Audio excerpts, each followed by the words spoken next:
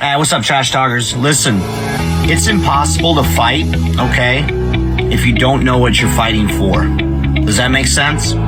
Like, if you're in the dumps and you're struggling with mental health, things of that nature, it's going to continue tearing you down, all right? Because you're consistently trying to fight something, which is that demon, which is usually something from the past, right? Maybe that why needs to be fighting for your future. Let that be your why. Get the hell up and start fighting for your future. Stop fighting things that happened in the past. Easier said than done, right? Go seek help. It's okay not to be okay. A lot of people need to hear this. You are more of a warrior and a fighter if you stand up and say, hey, this has to stop. I need to go seek help. The stigma, everything has changed. It's okay not to be okay. Here is a firm believer in all men are created equal, but not all men live equal. That is why there's a certain select number of people in the DoD who decided to jump out of airplanes. And yes, we are better than you. 100%. Now, don't be the first triggered pansy to say, well, airborne's not relevant. You haven't jumped since World War II. Well, that's not accurate, for one. And two, it's like having a jalopy or a 68 Mustang. Well, a 68 Mustang's no longer relevant. Doesn't matter. It's still a better car than yours. So take it easy this National Airborne Day and just accept that we are better than you. So, two things for today's Honesty Cap. First thing, how do all my boys from the 101st feel knowing that the Army decided that instead of actually making you airborne, they would just create a whole new division that's airborne because you just aren't cutting it? It sucks. Thing number two, for all the folks that were like, oh, airborne is irrelevant, doesn't even matter. They're making a whole new division of just airborne people because they're relevant. Think about that. How's that feel? Does it hurt a little bit? I hope it hurts a little bit.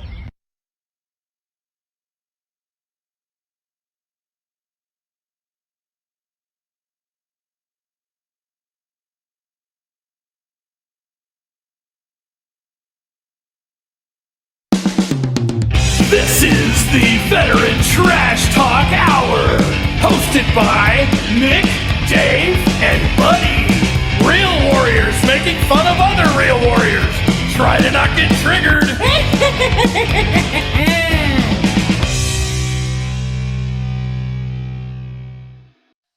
There we go. What's up, Trash Talkers? What is up, Gruntworks Nation? Welcome to Season 2, Episode 8 of the Trash Talk Hour. Special guest today is Rich Sherman, author of Never Home. As you can see, Buddy and I are in the same room, and Nick is golfing. Playing golf. Well, there are important things you have to do. Networking, golfing. Yeah. It's imperative that you get those done. I hope you're having a wonderful time, Nick. I hope every one of your balls goes into the water, and that includes the ones attached to you. Take that, Nick. Have fun. Anywho, How's everybody doing today? Good? Yeah? well, I'm right beside you. Yeah, While you're doing at me, why don't blast. you just Yeah. say, Yeah. do you, Richard, do you like to go by Richard, Rich? Yeah, Richard. You can call me anything you want. I've been called a lot of different things.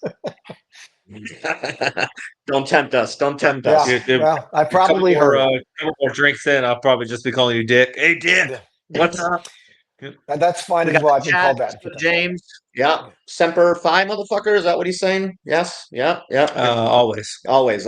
Pennsylvania. Always. All right. James, tune in from Pennsylvania. We're going to have a good show today. So we'll kickstart it with a conspiracy that I Googled a couple days ago. We'll go into the honesty cap, and then we'll talk about Rich a little bit. So are you guys tracking the second moon that's supposedly coming, this asteroid, that's supposed to be appearing in the sky starting in like... Richard, of course, has to be tracking it because he's in the Navy and they track weird stuff. So maybe Richard is tracking it. Some people are saying you're going to be able to see it with the naked eye. Some people are saying you're not going to be able to see it. So I don't know anything about that. However, the James Telescope discovered something else. And we're going to talk about that real quick. So Chris, play the video and we'll go from there. I just touched my eye. I got that information about Congress, people in Congress being briefed about James Webb.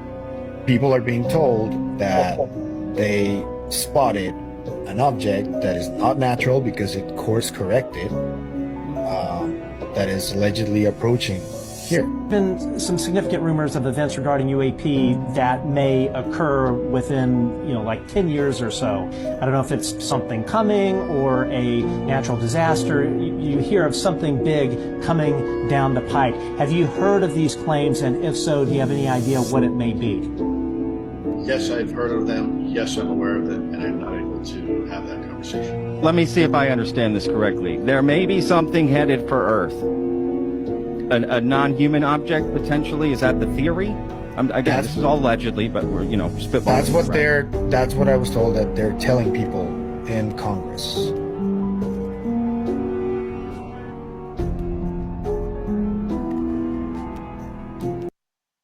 All right. So there's tons of articles on this. So basically, it's this object that's traveling over 1 million miles an hour or whatever, something crazy. It's supposed to be here in 2034.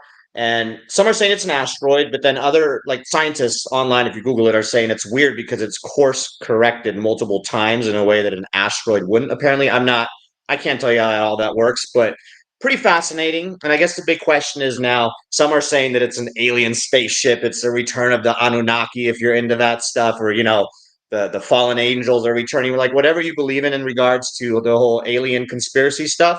So I guess my question to the group is, what do you guys think? Is it just an asteroid, or is it the government like faking something to, because another conspiracy that evolves around that is where they fake a fake alien invasion to bring in like one world government and all that stuff, and that we're like right there on the cusp of that happening. I personally just think it's an asteroid, to be honest. I believe in UAPs. I think there definitely are aliens and stuff. It'd be, in my opinion, dumb to think that we're the only people in this entire universe that is like constantly expanding. So I don't think in this case that we have like the Death Star coming to Earth or like some alien spaceship.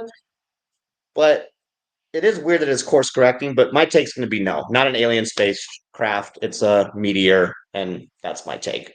Rich, what do you think about all this? Well, you What are just your happen to thoughts? pick a guy whose passionate hobby is astrophotography and astronomy. So I agree with you. The distances are so great, right? So there are this idea that there are probes that could be sent, right? Human beings to go to our nearest star, Centaurus A, would take human being an animal something like 80,000 years.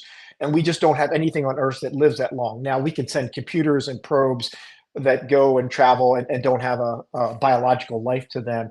And there's a guy named Avi Loeb, Loeb, who wrote an interesting book on that comet Oumuamua, which came back through here a couple of years ago. Yeah, and very interesting, right? He believes it's a probe. Most of the scientific community says no, but hey, it's a huge universe out there. We have only begun to answer some of the questions out there. Is it possible? Sure. Is it likely to be an attack?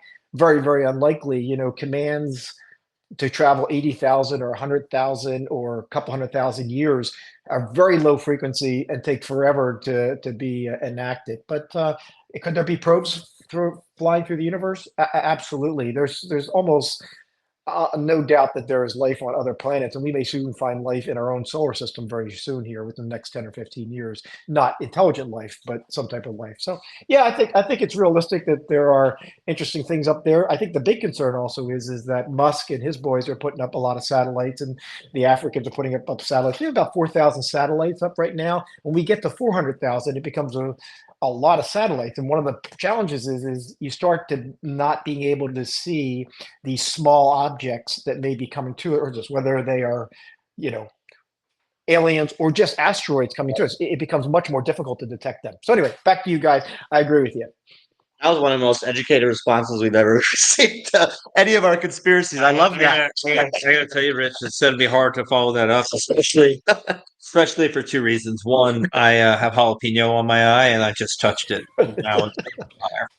That's the thing. The second thing is, I feel like it's probably an alien spacecraft, but all I can think is that there's an alien driver of that spacecraft. and he's got alien kids in the car, and they're just like, "Are we there yet?" And he's like, "10 more fucking years, kids. Jesus, just calm down. It's 10 more years." They're like, "But daddy." Yeah, here's the thing. I don't think it is, and here's why I don't think it is. They can go 80,000 years. They wouldn't need to course correct. They just go straight. Like, what are they course correcting around? Well, there could be some other things in the way, like other planets or whatever, or like anything. Wouldn't they have known that? Yeah. It's not like they're like, "Yo, head to Mars, take a left." You know what I mean? It's like, just we're gonna go that way. Yeah, and that's So, the compelling thing about the whole thing is the fact that it has course And corrected, here's the which other is weird, question. right? Like, if it is a probe, what should we do? Should we all be real quiet and just hope that it passes us and doesn't? Like, there's everybody turn their lights off. There's a That theory way on that. we don't. Everyone has to turn their lights off. That way they don't know we're here. There's a name for that, and that's a conspiracy. Oh, in there itself. is a I can't name think for of it, it. and it's the there's a salesman at the front door doctrine where you shut the lights off and tell your kids to be quiet, so the salesman will go away and you don't have to you talk keep to them. quiet. Like that. There's a theory that there's thousands and thousands and thousands of planets that have life on them, but they keep quiet and they don't send any messages out into space or nothing because there are civilizations. They get that message, they're going to come down and crush you. Get them. Yeah, I forgot the term for that, but there is a theory. That's one of the big conspiracies. You don't want to get. You don't want to be. You don't want to be shooting signals into space, and we're like saying, "Hey, this is planet Earth," blah blah blah blah blah, and then some civilization that's maybe not so kind. Basically, you don't want to be the planet that like tells people that you're there. Yeah, it makes Yeah, sense. and I think from far away, you can see planets that are kind of interesting, be based off of the atmosphere. We have oxygen and nitrogen, and then in our atmosphere, which promotes, and carbon, which promotes life. And so you can pick that up on spectroscopy. But I do think there's a point there about maybe there is an alien driver, and he's reaching in the back to smack his kids in the head, and he's accidentally turning the wheel. And Basically, what they're going to end up doing is they're going to get you to take a picture when it gets a little closer, and what you're going to see is a huge wagon, like a wagon with like the dad driving. It's like, shut up! Like, Dad, can we pull over at the moon? I gotta pee. And he's like, we're not pulling over until we get there. It probably has paneling on the side, right? It has old style paneling on the side, and the roof rack. 100% real thing. It's got a Thule roof rack. 100% a real thing. Yeah. True. A, it's a real thing. My take. A, it's a real thing. B, the guy that's driving, annoyed as fuck right now. Yeah. Super mad. Got to pay badly. Also, the kids have to pee. That he should pull over. Fair. Good assessment. Good take. All right. So, and today is it's my day for an honesty cap, and we were actually thinking about it, and I've got a double pronged honesty cap, and it is that I've realized that I am now getting, like, I've gotten to the age. I'm 47 years old, and I've gotten to the age where my trigger for rage is no longer like, it's very specific, and that trigger is ineptitude and stupidity, like zero common sense. Like, I don't have any time for it. I fly off the handle. It makes me mad, and I should do better.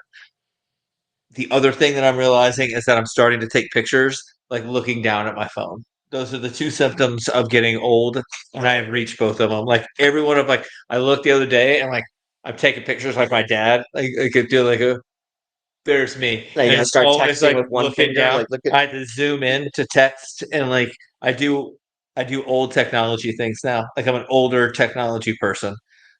So I don't know whether I should be angry about it or just embrace it. I feel like I'm on the precipice of being the old guy that has no filter. And I don't know whether I hate it or like it. I think I like it, though. I think I just like the fact that I just don't care anymore. Like, I don't. Like, you're an idiot. Shut up. Get out of my face. Like, yeah, I'm becoming Clint Eastwood from Gran Torino. Oh yeah. 100% real thing. So there you go. Honesty cap smashed.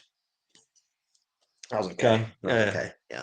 Hey, could have been better. But thanks for sharing how you feel. Yeah, buddy. well, I'm out of my element. I'm in Arizona. It's hot here. Jerry says to embrace it, and I have embraced Thanks, it. Mom. Love you. My bad. I said, Jerry, it's Dave's mom. Well, let's get to the guest, huh?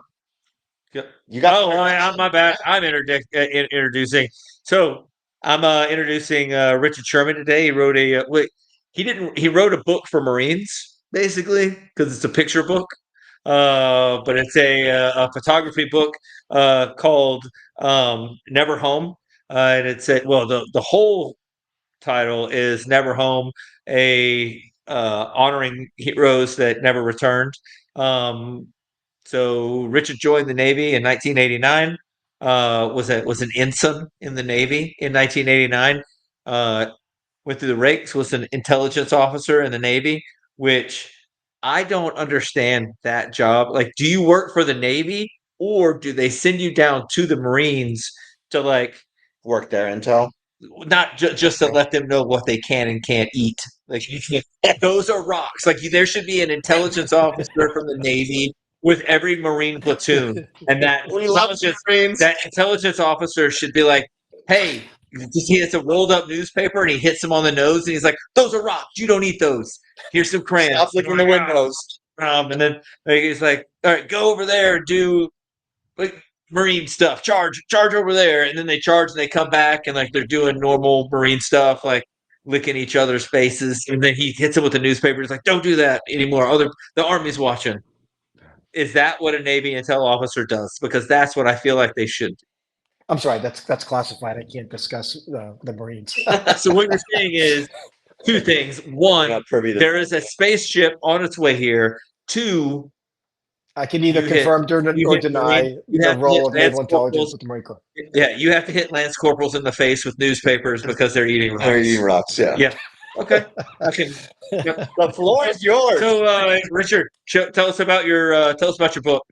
Yeah, so thanks. This is a lot of fun. I enjoy your podcast, and thanks for having me on. And love it. Yeah, so I'm a photographer. I'm a professional photographer. I've been so for about 13 years or so, and wanted to undertake a project, a journey of gratitude, to remember our World War I and World War II veterans, or I guess not so much veterans, but individuals who perished in World War I and World War II and it never made it home. And so I started working in 2017 with probably the country's top book consultant, Mary Virginia Swanson, for photography books. And we started to formulate a plan and worked with the American Battle Monuments Commission, one of the great organizations within our government. I think there's only like 500 people who work for the ABMC, the American Battle Monuments Commission, and they manage and maintain the 23 World War I and World War II cemeteries around the world. They maintain 3 other cemeteries that not specifically related to World War I or World War II, and a bunch of monuments around the world. And they just celebrate their 100-year anniversary last year from 1923. You know, Jack Pershing, who was the head of the American Expeditionary Force in World War I, was their first head of the American Battle Monuments Commission. And so they do a fantastic job. I think of the 500, I think 400 are overseas. So, you know, it's a real deal. They run lean and they do a great job maintaining our cemeteries. People know Normandy very well, but in addition to Normandy, there are 22 other ones. The largest actually is in Manila, and we'll get to that in a minute. But anyway, I wanted to do the journey of gratitude. I happen to be a photographer, and this is a chance to go and say thank you. You know, if I wanted to come and say thank you, I'd come and visit Buddy, and I'd say, hey, shake your hand, look you in the eye, say thank you. Now, these people have lost their lives, but it's still the same thing. Just go and visit them, stand in front of their headstones and say thank you. And I brought my camera gear so that others could join me on this journey and experience it. And I think it's important, right? You know, as military and folks and veterans, you know, it's part of us to admire those who went before us, to keep up that tradition, and then to educate those who are coming behind us. And I think for a lot of the young folks, World War I and World War II are kind of in that nebulous background period. It could be 100 years ago. It could be 500 years ago. I've not met a World War II veteran, or I read about it in my history class in high school or something, and like maybe I remember a statistic. So, you know, the book is designed for a lot of different reasons and a lot of different constituent groups: veterans, active military, as well as the young people, that in a format that they can appreciate, because, you know, a lot of work they do today is visual, and they learn through visual means rather than perhaps reading Rick Atkinson's trilogy on World War II or Stephen Ambrose's book, which are fantastic books, by the way. So anyway, I got on a plane and took 6 years. COVID slowed us down a bit. 3 continents, 8 different trips. around the world. Most of them are in Europe, but there's Manila, which I referred to, which is the largest by individuals memorialized, but also the famous North Africa cemetery.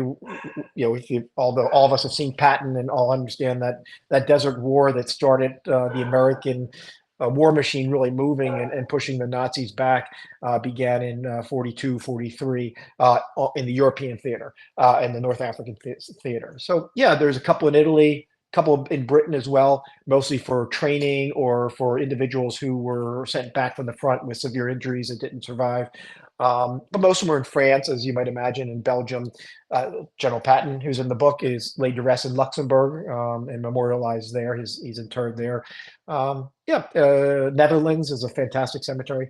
But I guess it all started really around 2007 when I got into a cab up in Vancouver. Now I was working a financial services job at the time, and I got into a cab and met the cab driver, who was a Ukrainian World War II veteran. He had survived World War II, and it was an amazing conversation to meet somebody who had that experience with the American GIs. And he was overwhelmed. He's a very emotional guy. He's in his 80s at the time, but still very sincere in his gratitude. Here he was, a young man fighting in his own land.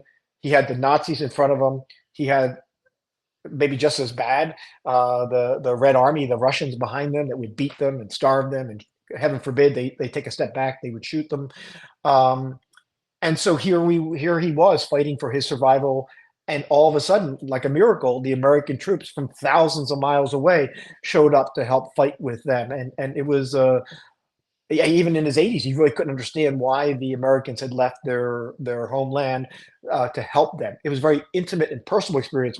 With history, with time, we get to see the wars through the lens of history. But even for him at this time, it was still a very personal experience for him. He was losing his friends and family and fighting in his own land. And the second thing he mentioned, which was really a very tender and significant addition, was they would fight 4 or 5 days without food. They would get rations from a bowl of porridge or something every 4 or 5 days from the Russians. And the American troops traveling all that distance had rations every day. And there's an old saying that, firepower wins battles, but logistics wins wars. And he was still so amazed at the American war machine, Americans' ability to bring their troops and to feed them every day. And, it was really intimate when he said, and they gave us their rations. They shared their rations with us, in the moment of combat, that the little thing that you care for that man next to you meant everything to him. It's interesting. There's actually a story of a Nazi SS general coming up on an old American position, or a position that the Nazis had pushed the Americans back from. And he came up, he looked, and all of his staff was super happy because they had beaten the Americans back or whatever. And he looked down, and there was like in their little CP or whatever, they had a Boston cream pie that was sitting there. And he looked, and like it was fresh. It hadn't spoiled or anything like that. And he's like, "We're doomed. Like, we're never going to win." And his staff was like, "What do you mean?" And he's like, "If they can bring a cream pie from Boston to Europe, we can't defeat that logistics system. Yeah. Like, we can't beat them. Like, the writing is on the wall. We're done." And so, yeah, that I think that's super interesting. But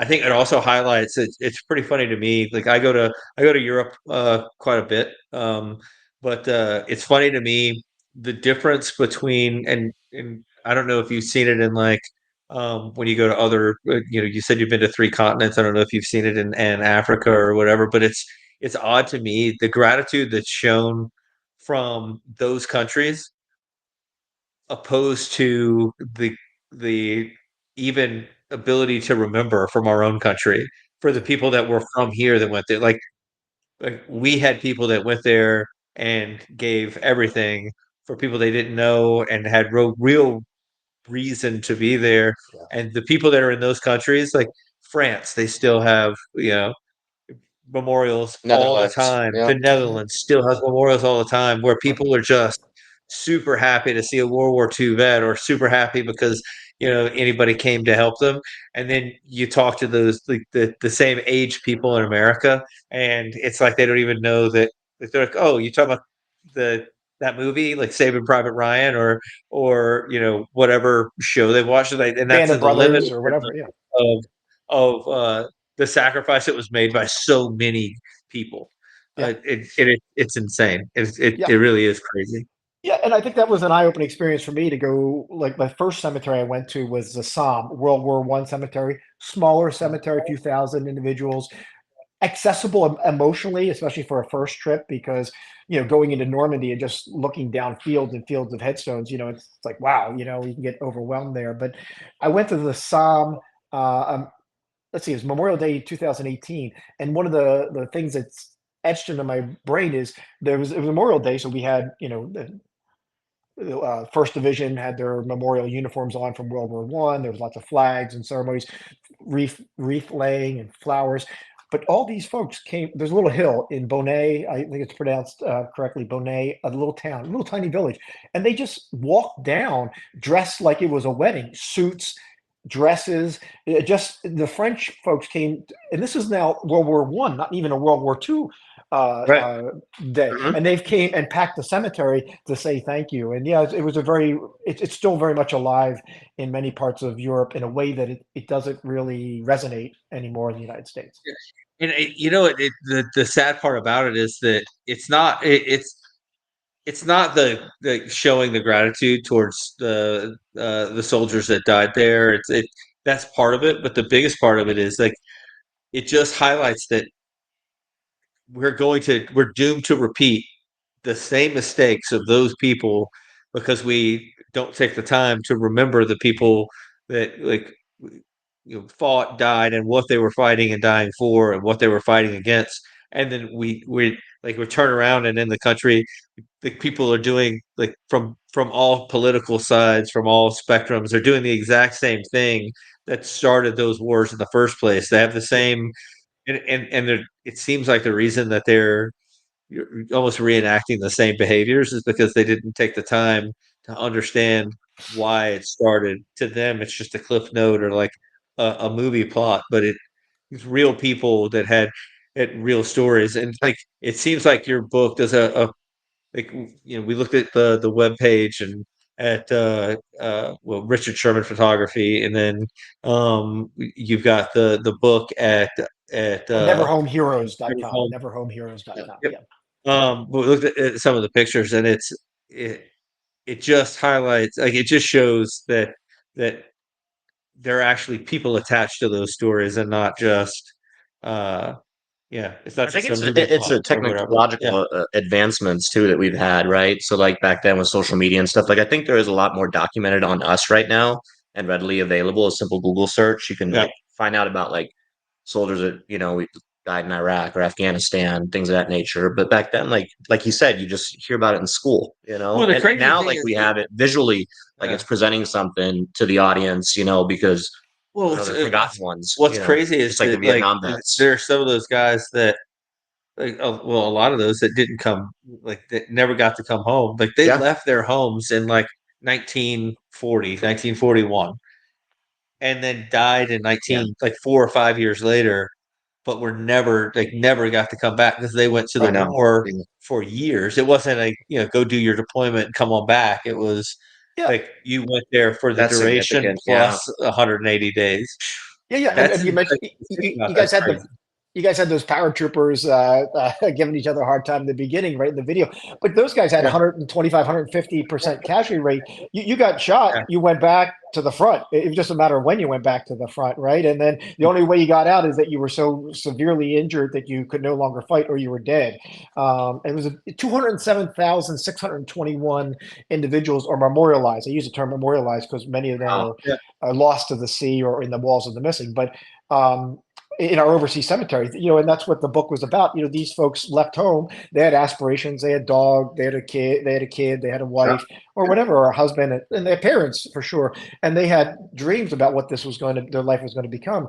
And there's a great, I think in our world today, we talk a lot about our rights, which is important because we have to make sure we defend our rights against creeping encroachment from various sources, which you guys have talked about in the past. But it also comes with responsibility as well. And this book highlights that responsibility is like, hey, we had to draft 3 times last century. We're 25 years into this century. Maybe we make it the next 75 years without a draft, but every now and then someone comes and taps you on the shoulder, and that there's responsibility that you have as a citizen. And I think sometimes we overlook that because we've been fortunate for 50 some years to have lived without the need for conscription.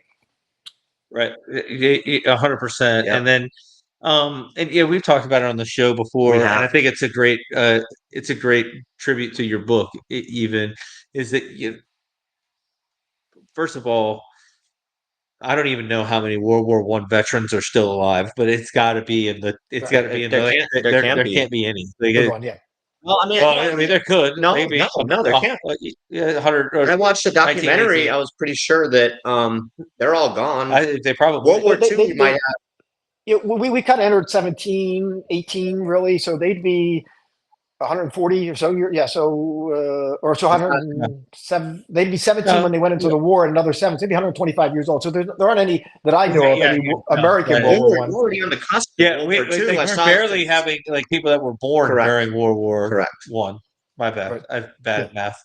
It's not true. That's right. We're losing the ones that were born during World War One. Yeah, but at the end of the day, when you stop remembering, you stop saying their names, is when they actually die. That's when they're lost. But your book is like a nice book that also you can it's a conversation starter, because the great thing about pictures is that you can look at it and everybody's going to get something different out of the picture. James can actually. Yeah, well, they can't have conversations unless they're intel officers with them, and then he can lead them.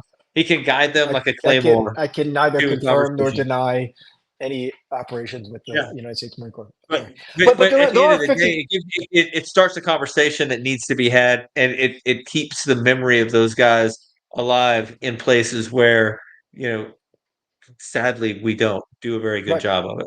Yeah, and that's exactly right. And we're all part of that collective of keeping that memory alive, because when you forget, that's when you start making, as you alluded to, the same mistakes over and over again. And there are 54 biographies in the books of individuals, just short biographies.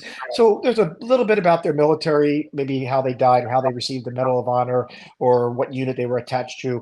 But I try to, as best I could, include a little vignette, something about them as people, right?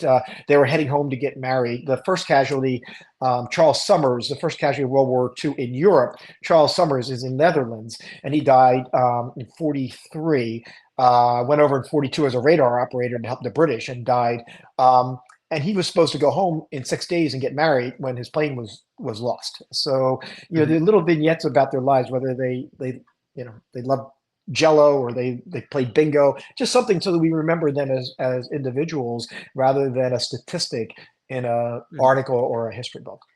And I wanted to hit on that a little bit just for the viewers as well. Talk about a little bit the research aspect that went into that. We like DD-214s and military files, like it's easy to look a soldier up now, but like, you're actually talking about soldiers that passed away, then family members that they had. I mean, it takes a lot to get all that information. So if you could share with the viewers kind of like how you did that. Sure. Or what it took to do that. I think COVID helped in some respects because I probably had fewer biographies because it's a mosaic, right? You go down certain paths. So there are online sources, the National Archives. You can go and try to look up military records.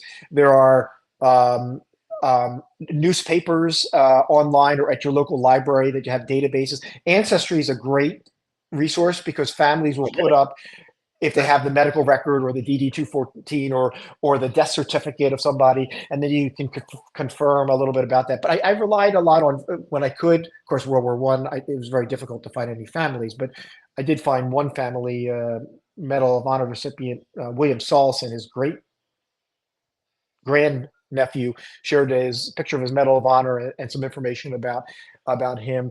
But talking to families, but also online resources, and the American Battle Miners Commission also has access to certain repositories of information that have been shared with them, and they're very helpful with that. But I would say mostly newspapers and libraries is where because that's why I was trying to find out what they did, right? Because when the local newspaper covers it, is he went to Woodrow Wilson High School and played basketball there, and his parents were informed of his death. So you get a little vignette about their lives. So newspapers were a really good source to get a little bit more about them personally, in addition to their service records. Love it. Yeah. And then real quick on that, I guess, what was the response of like family members that you were reaching out to, and saying, hey, you're going to do this memorial book, things of that nature? Like, what's their response? I'm sure they'd be honored. Like I would be, thrilled, obviously, to hear about my great grandfather or whoever, but what was the response of family members?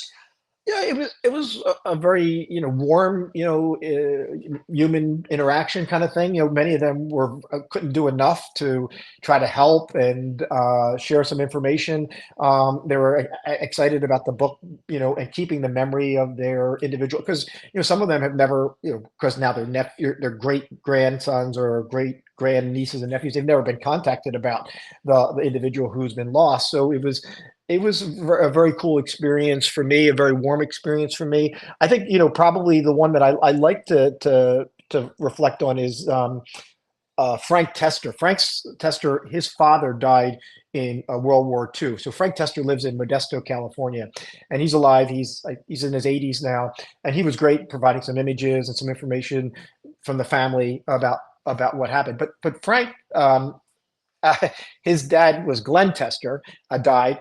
His dad had 5 brothers, but 3 of them served in the war. He had 4. His dad had 4 brothers. There was 5 sons. 3 of those sons died in consecutive years: 43, 44, and 45. And so Robert Tester and Glenn Tester. Glenn was the only one with a son, and I'm skipping the middle one. It is Earl. His middle name was Earl Tester. But anyway. They're all laying side by side together in Henri Chapelle Cemetery in Belgium. So, what an experience that is to go. There are cemeteries with, 2-3 dozen brothers laying next to each other, which is a horrific experience for a family. And here they were with 3 brothers. And you can imagine what that was like. The Tester family in 1942, their father died, the grandfather of Frank died of a heart attack. One of the other or cancer or something. One of the other brothers died as well. And then 3 went off to war. 1 remained home. And Glenn was the only one who had children. And so, in talking with Frank bought 3 books and he sent me a check. I'm not cashing my check. I tore up the check and threw it away. I mean, well, how do you take a check from a family that has sacrificed? And Frank was very warm. And I had, it's been maybe 2 months or so since I've talked to him or texted him. But here he is, 80. He just wants to meet his dad, right? He heard stories of his dad growing up from relatives, and here he is. He was a year and a half old when his father passed away, and he's never met his dad. And he's in his text, or I guess it was email to me. He said, I really look forward someday to meeting my father. Wow, right? I mean, the toll of war is significant. That would be that. I don't know how I would respond. If I was you, I don't really know if I would like that or not, just because it's the responsibility of having to, like, you're basically putting the responsibility of telling that guy's story on your own shoulders and your own, I guess, your own photography lens at that point. Like that's a huge responsibility to take from, it's very rewarding though. I mean, when the reactions are how they are, so heartwarming and everything. I saw lots of images for the VA and other healthcare facilities, but this means level. more. I mean, from like an emotional level, rewarding. It just like feels good being a good person and doing that deed. Yeah. Yeah, you go into this project and you think, hey, I'm going to do something and share information and inform people about this, but it changes your life as well, right? You have these experiences, and it's added significantly. I can take beautiful images of landscapes and waterfalls and sailing races, but nothing means more in my work than to keep the memory of these individuals alive, and their family knows, hey, we care. They sometimes I think, to answer your original question, is like sometimes I think there's a feeling that the world has moved beyond their family's loss, and in many respects Right. it has. Yet we live in a country of what, 340, 350 million people. There are millions of us that really do still care and don't want them to be lost to history. I love that. I love that. Is there any all great information? Is there any thought? Is there going to be a part two? Like, because we've gone into other wars. Have you thought? Has that been a venture that you maybe I could, or no? This is my one thing. I'm going to leave it at that. And just focus on my photography. Has that ever crossed your mind? Sure. Yeah. Yeah. No. Right. Well, the book just came out in April, so I've got Yep. books to. It's not that I'm trying to sell, but there's, I have to sell them. Yeah, It's going to you eight. have You also put a lot of work into it, Yeah. and that should not go unnoticed. Yeah, And- at the end of the day, this book isn't sponsored by UNICEF. You have to Right. make it Right. cost It money. took your own money to do that. Yeah. It took time away from your family, time, just everything. Yeah, Yeah. and I don't know that I'll break even on the book at any date, but that wasn't the purpose of the book, right? We printed it in the United States, right? This is a U.S. book. We printed it in the United States. It costs more to print it in the United States, but that was part of the whole. Like, it would be insane to print it in China. It would be absurd to do that, right? So we printed it Yeah. in the United States, and we kept the price. And this is one of the things we went back and forth with in the preparations. I insisted that this be kept below $30 because it has to be accessible. It's not the capstone, hey, this is Richard Sherman's best photographs over 30 years of photography. It's about the individuals that getting these stories out. So we kept the price just below $30 so that it could be enjoyed by as many people as possible. And that was really important, right? So the incentives are in line is like, the more people know about the story, the better it is. And so we're looking at this as a chance to share it with a lot of folks, and hopefully people are interested in picking up the book. There are I should say there are 3 chapters to the book, and it follows the emotional journey or the journey you take to go into Normandy or any of these cemeteries, right? So generally, when you go in, you feel pretty. There's not really an exact word for it, but you feel positive. You feel honor, respect. These positives, and you go in, and the ABMC has these places immaculate, right? There's not anything, no trash on the ground. They wash the headstones. They keep them in perfect working order. Everything works, and it's just a beautiful final resting place, and rightly so for the individual. So the images are generally pretty or positive, right? There's beautiful light. There's ceremonies. There's dress uniforms, and there's flags and great sunshine. And then the second thing we do when we go into a cemetery after we get past that experience is we walk among the headstones. That's the title of chapter 2. And we go and reread headstones. We wonder and we start to think about what people were like and what their goals and aspirations were. And so that's where the 54 biographies come in. And as a side note, I would say the Somme, which I mentioned earlier, is the first place I went. One of the very first cemetery headstones that I came across was a guy named Clyde Sherman. I'm not related to Clyde Sherman. I don't know Clyde Sherman, but right, that was that connection. Like, hey, what was he like? What did he? Turned out he was a steamship worker in the Midwest. But anyway, I did research on him, including. But you start to wonder what their lives were like, who were these people, right? And so that's chapter 2, the biographies, and then chapter 3, which is entitled Taps. The images become progressively darker because at a certain stage, if you go through Normandy, you've got to walk out of Normandy, and you walk after row after row after row of headstones, and there's a darkness. There's a reality starts to hit you, and so the images become progressively darker. More shadow, darker coloration.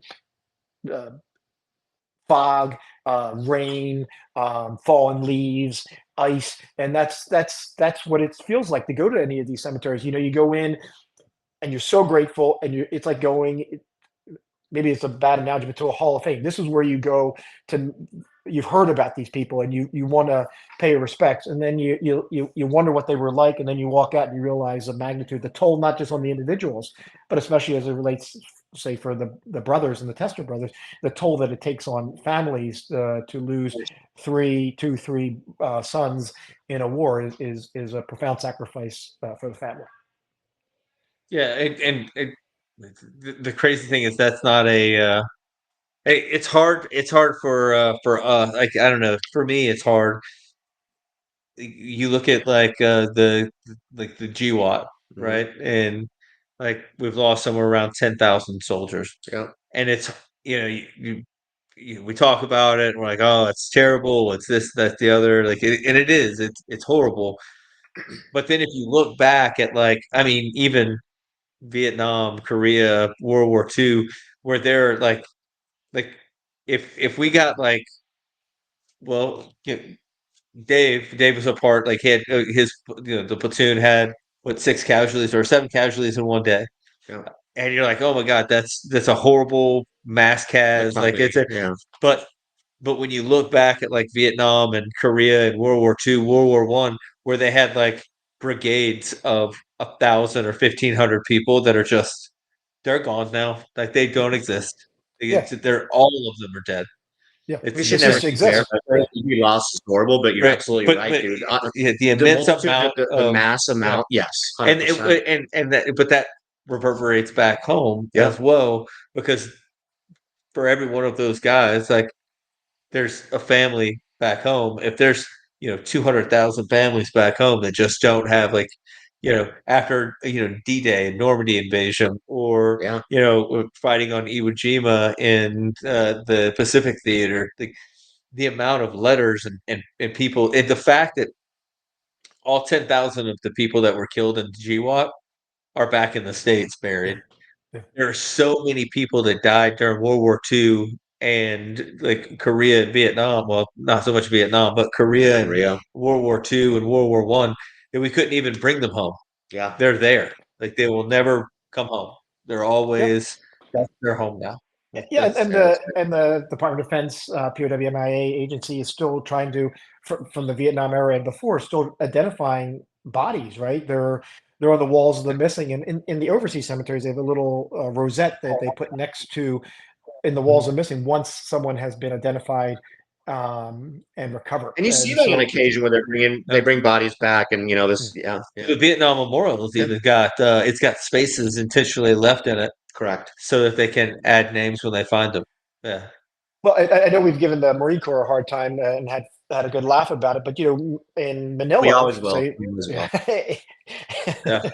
in Manila, right, that's our largest by number interred. There's over twice as many individuals on the walls of the missing than there are actually interred. There's like 36, almost 37,000 individuals on the walls of the missing, because in the nature of the combat, ships go down, Marines are killed on islands and eaten by sharks or chopped up by the Japanese. We've never recovered them. So it's a sad truth, is that there's over twice as many individuals on the walls of the missing in our only Pacific cemetery than there. Excuse me, Far East. We have the Punch Bowl and stuff like that in Hawaii, but overseas. But it's over twice as many have never been recovered. They're on the walls of the missing. Yeah, that's just and information flow, right? And I guess that's the good thing about the book, because when you look at the numbers, they're so mind-boggling and huge that you just it's hard to Conceptualize, it's hard to put name or faces with the numbers, because there's just so many of them. Yeah. But every one of those numbers had a face and a name and a mom and a dad and a brother or sister or somebody that, that's insane. Yeah, that's exactly right. It's the numbers become so inaccessible. So there's just a crazy numbers that we just end up quoting statistics, and that's what this book tries to do. Is I have obviously a lot of warriors, bombardiers, infantrymen, artillerymen, but there's also chaplains and nurses and doctors, and some of these nurses were,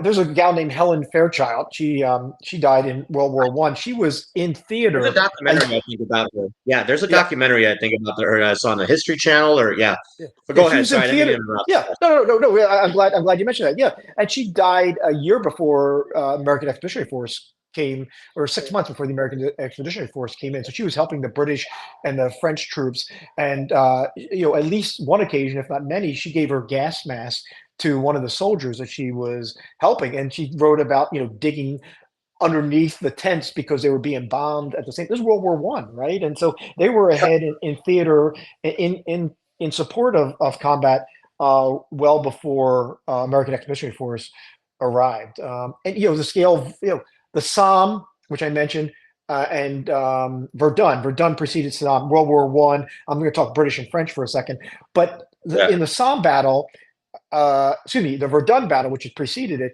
major offensive from the British. From the Germans. 200,000 Allied troops were casualties, and 200,000 from the German side as well. So that's the Verdun. And then it was followed up by the British in the same month, July. It just went 1916 was just a horrific year. It went from spring through July was Verdun. And then it continued on for a couple more months as the British then tried to do what the Germans tried and launch a major offensive. And they lost 400,000 troops in the offensive in the Somme, and that's before we got there. Of course, we got there in 1918 and recaptured that ground. Yeah. So you got in a small area just in the course of 6-8 months among the British and Allied troops, 600,000 casualties. Oh, yeah, that's insane. Like I said, though, those numbers they're so big. Like, there aren't 600,000 people in 90% of American cities. Right. You know what I mean? That's like a whole city. Depends on where you're at. Yeah. There are very few cities in the States that have the biggest, like Nashville doesn't have 600,000 people in it. Really? No, it doesn't. What? No, it doesn't. That's beyond me. You'd have to talk to Maureen about that. Don't worry, Chris is about to. Oh, You should have to look it up. Chris, look that up. New York does. Los Angeles does. Yeah. But other than your mega giant cities, most cities in the United States are a big city is 250,000 people. It's like but just wiped out. And that's World War One before we got, aviation really effective and bombing and stuff like that, right? So, technology has had a huge role, right? And we have the luxury in our past wars, when there's been conscription, is we've had the safety of an island, safety of an ocean, and we have our own continent. But now with the reach of missiles and aviation, we're no longer protected solely by geography. And back in those days, right, you may lose a son or a daughter and not know for 4-6 months, like what happened. I've stopped getting letters. They don't. The Army or the Navy doesn't know what happened, right? That you may not know. All you know is you stopped getting letters 4 or 6 months ago, and then finally the telegram shows up, much to your horror. And Tester brothers, the mother received 3 telegrams in 3 consecutive years. I mean, how do you go on from that? Yeah. Yeah, that's interesting. Yeah. So where are the locations? Just the link? You said is it available in bookstores? Are you going towards that? Well, eventually maybe. Yeah, we'll see, right? I'd love to be able to get enough, thank you for having me on board, enough, social media and references and book reviews that it'd be more seriously considered by the publishers. But right now we're selling it through Etsy. That's just the front end. I have a warehouse in the back end, and I also offer signed copies as well. I can write a personal note or whatever.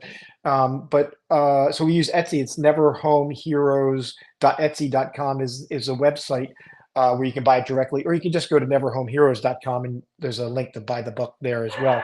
And so, it has 225 plus photos. In chapter 2, we talked about the headstone. So those headstone photos are mine. But there's also pictures of every individual that I write about, right? That took a long time. We were talking about COVID. It helped to contact families or look through archives. I think the Patton images, for example, came from VMI. He went to VMI for just 1 year, but they have a significant archive of General Patton's images. But individual families also contributed to the book.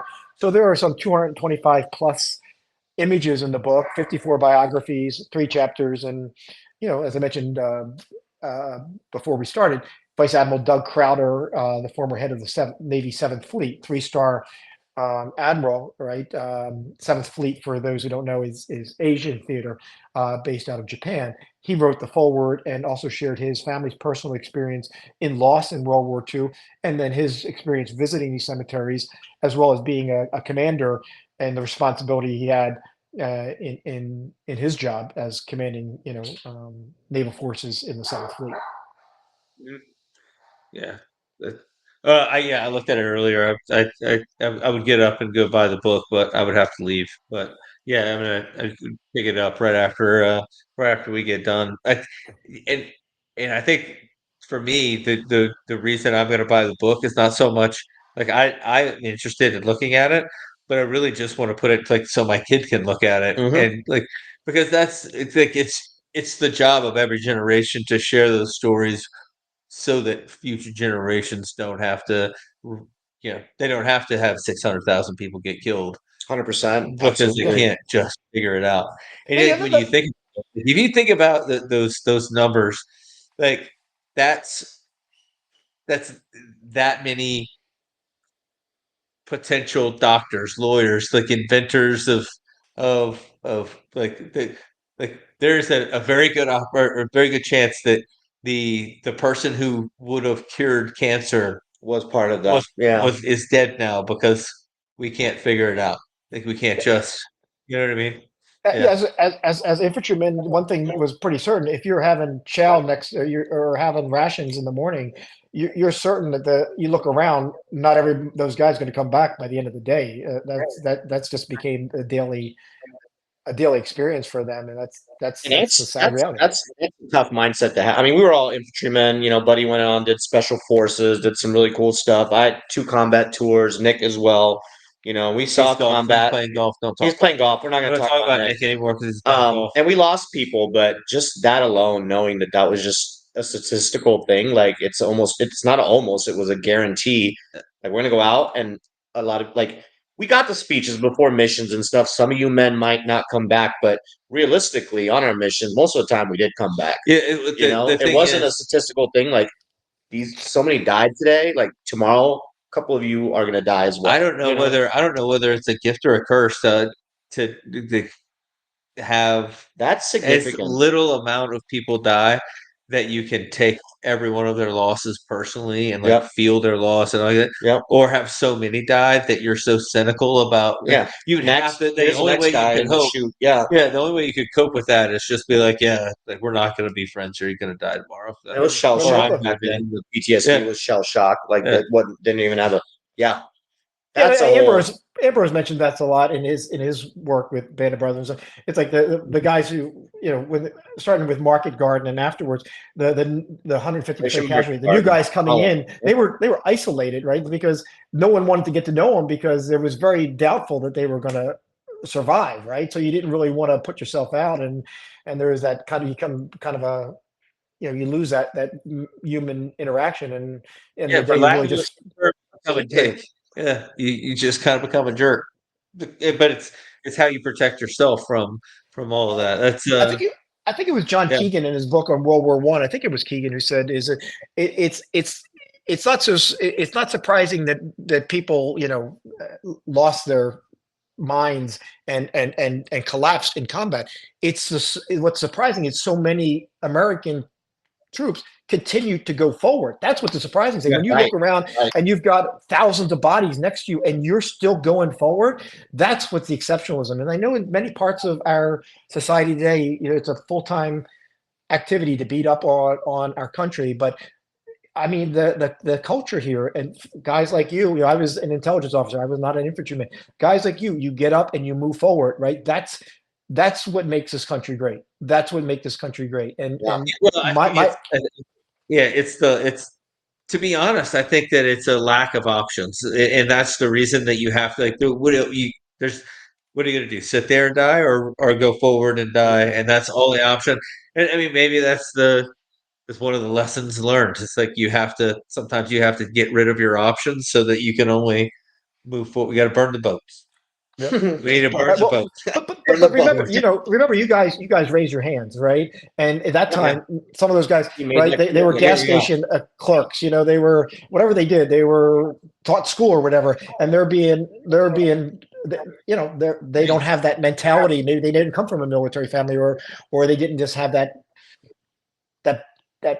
that's in your heart, right? That like you got to do something, yeah. And yet they still went forward. Yeah, Still went forward. Yeah, And that is very significant. yeah.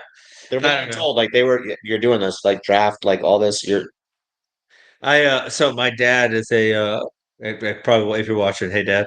But my dad is a product of he was in Vietnam during the draft, and he's got a really weird perspective. Well, not weird, but he has an insight to the draft that I think is pretty interesting. And his insight is that the draft was good because it ensured diversity of thought in the force because it wasn't because like the same group of people were volunteering. They just drafted, like there was a lottery.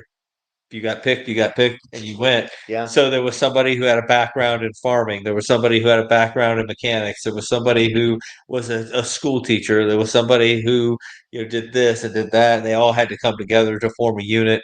But they had that ability, and that's why they attribute like a lot of success is attributed to U.S. forces anyways because there were so many different people that were just like, well, why are we doing it this? Let's just go do this. Yeah. Why? We'll grab a welder and we'll weld up the front of these Sherman tanks and we'll go through the hedgerows instead of driving around them. You know what I mean? Because what are they gonna do? We're draftees. Will they kick us out? Doesn't matter. Like we'll do our thing. You know.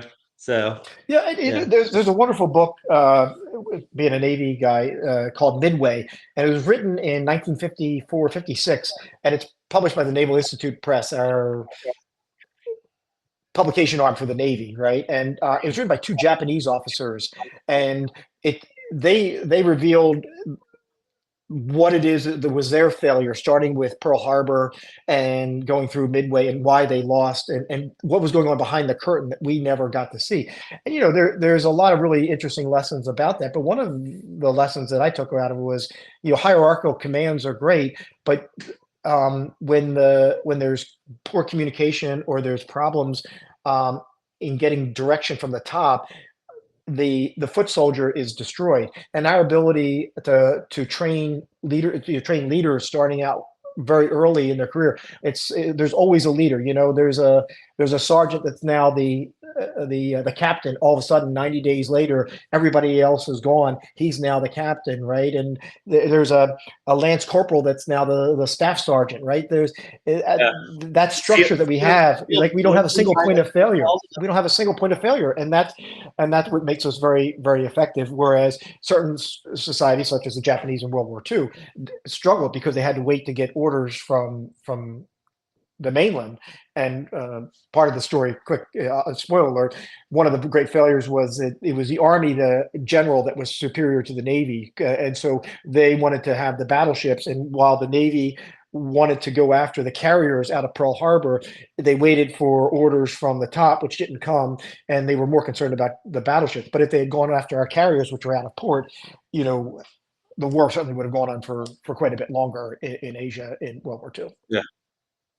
Yeah, 100%. Yeah. What's the chat saying? Oh, my mom says, look forward to reading your book. Thanks, Mom. So she's a supporter. She's playing. Charlie says, Buddy's dad. Okay. And then Sean, I needed this today. I've been in a bad funk. Hey, that's good. That's good. Yeah. We all go through those times, brother. Anyway, I don't know. I'm still kind of lost in thought. Yeah, I look forward to seeing the book too. Yeah, I also I think it'd be. So, did you design it to be like a coffee table book and a conversation piece? Is that what That's exactly right. That's exactly right. It's like, hey, there's a guy who sent me a wonderful text. He goes through he turns one page a day, so he's pretty much close to done now. So he just reads one, and he just wants to leave it on the table. So he walks by the coffee, his countertop in the morning, reads a page, or just maybe there's just images on the page, and he just wants to take it in. So yeah, it's designed to be a humanist, right? There's great writers, Ambrose we talked about, Atkinson's Pulitzer Prize winning trilogy on World War II. There's Keegan's great books. They're great books about the wars from the historian perspective. This is a humanist story. Is remembering he had a dog. He was getting married. She had a mother that she was Wilma Vincent. Let me tell you this quick story. Wilma Vincent was a flight nurse, so she was bringing casualties back, and they had to complete, I think it was 35 combat missions in order to be sent home. So it took her a couple of years to complete her combat missions, and she was done. She's going home. So Wilma Vincent was a flight nurse. Only thing is her girlfriend was dating an officer and wanted to go to the party, and her girlfriend said, "Will you take this flight for me?" So she went to the officer in charge, said, "Let me take this flight." He said, "No." She's like, "No, come on." She wants. Of course, Wilma Vincent is in Netherlands, American Cemetery. That flight crashed or was shot down. I'm not exactly certain. I don't know if we know exactly what happened, but the entire crew was lost aboard. There's these little vignettes of people caring about each other, whether it's a Ukrainian guy getting chocolate bars from the Americans, or Wilma Vincent, trying to. She's done all her combat missions. She's got her ticket home, and here she is. She takes one last flight to evacuate some injured troops, and the entire crew is lost. Yeah. You would wish humanity as a whole could just aspire to be that way. All the problems would be fixed, man. Yeah, true. Anywho, yeah, phenomenal.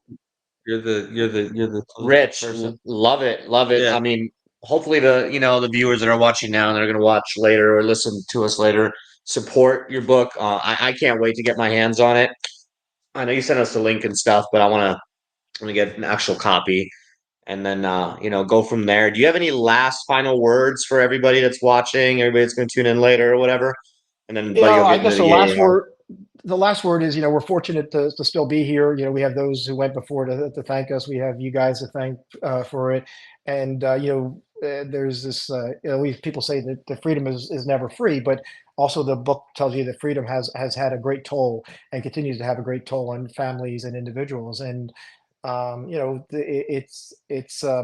it's great that we live, I think, on the backs of the Vietnam veterans who came back with such a terrible experience, and now so many people maybe becomes reflexive, but there's more PTSD support, there's more crisis intervention, there's more thank yous and stuff like that. But I think if we say, never forget, but if we don't teach, Buddy was talking about that earlier, if we don't teach them in the first place, the next generation in the first place, how can they never forget something that we never taught them? They never knew. Yeah, exactly. You're not wrong, and that is like it, and that goes for. But I mean, your book deals with World War I, World War II, but like like there are people that are alive right now that weren't even alive during like September 11th, and it's hard to get them to remember that, let alone something that happened 100 years ago. AAR. Let's see, the AAR, super easy. At a certain age, you start taking weird selfies, and stupid people make you mad. And Death Star coming towards Earth. I'm currently at that was you got one another. Oh, my bad. Anyway, there's also a self-correcting Death Star that looks like a GMC Power Wagon with a dad alien smacking the shit out of his kids in the back seat because they keep asking him how many more light years we have until we get to Earth and the Anunnaki are on the plane. Ooh, I like that. And I call it a plane also. Don't know how that happened. Anyway, and then the guest today, Richard Sherman, who is a photographer that and a published author who wrote a book called Never Home, remembering the remembering the military heroes, remembering the military remembering the fallen who never made it home. Yeah. But you can get it on SD. I have it pulled up right now, and gonna buy it as soon as we get I get over to my credit card because that's how I roll. Yeah. But I mean, at the end of the day, it's all about the book is a conversation starter about remembering people that I mean, it's our job to remember them so that we don't continue to make the same mistakes over and over and over again. And then that's it. Great. Again, Richard, thank you so much for coming on. Great conversation. A lot of fun. Obviously, if you ever want to come back on, you just got to hit us up. For everybody that tuned in late, go to VeteranTrashTalk.com. That has the links to everywhere that we stream, all of our platforms. You can listen to us on Apple Podcasts, Spotify. Go to YouTube, give us a subscribe and a like because we are shadow banned on there. It would be nice to push us a little bit more through the algorithm, not because we're trying to get paid, but because we want to promote veteran-owned businesses, veteran authors. We got to take care of ourselves. Go to shop.veterantrashtalk.com. We got the QR code in the bottom. That's Buddy's wearing one of those shirts. Yeah, the little, front towards the enemy, but this one, especially today, I think it was very fitting for the show. Remember the fallen. You can get that at shop.veterantrashtalk.com. Thanks, everybody, and we'll catch you guys next Saturday. Boom. Thanks, guys.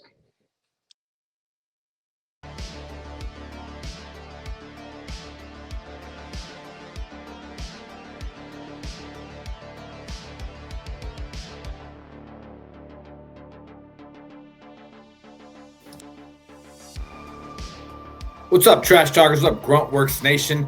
How do you hire the right financial advisor? In this video, that's going to be somewhere up here when they put the QR code up there. Just scan it or go to our YouTube channel, all right, and you'll be able to download it. In that video, questions are asked and answered about finding the right financial advisor for you and your loved ones. What license do they hold? The crucial factor can provide you with a sense of security and confidence in your financial advisor. What is their experience? See if they have any written complaints in the disclosures. Why is it in your best interest to work with a fiduciary? This role is crucial as it ensures that your advisor working in your best interest, fostering trust and transparency in the advisor-client relationship. Understanding the advisor's process for developing your financial plan is also important. Do they conduct a thorough financial assessment, discuss your goals, and then create a personalized plan? This insight can give you a clear picture of their approach and thoroughness. Find out how to do your own research and security representatives, illustrating their complaint record, licenses held, time in profession, and more. If you haven't been watching, we have done 2 of a 3-part series with Army veteran Ken. All right, again, go to that QR code right there. If it's not there, it was there earlier, or go to our YouTube channel, and we will give you all the financial advice that you need, also help you find the right financial advisor. Stay tuned. Check out for the events for our 3rd of the 3-part series coming up.